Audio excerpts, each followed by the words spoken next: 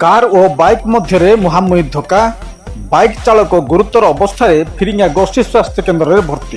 केलापड़ा ठारू बंधगड़ रास्ता जयलंबा छक निकट में कार और बाइक मध्य मुहांमुही दुर्घटना घटी देखा मिली।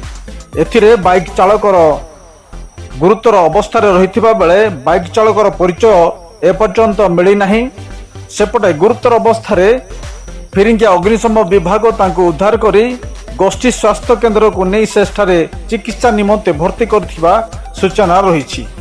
बाइक चालक एवं कार दुईटी मध्य धक्का होता। बाइक संपूर्ण भाव में गुंड हो जाइथिबा आपण माने छवि देखुछंती। सेपटे गुरुतर अवस्था तांको उद्धार करा जाई फिरिंगा गोष्ठी स्वास्थ्य केन्द्र में भर्ती करा जायछि। एपर्यंत तांकर परिचय मिली नहीं। फिरिंगा गोष्ठी स्वास्थ्य केन्द्र में तांको रखा जायथिबा सूचना रही। कार एवं बाइक मध्य गुरुतर भाव में दुर्घटना घटी।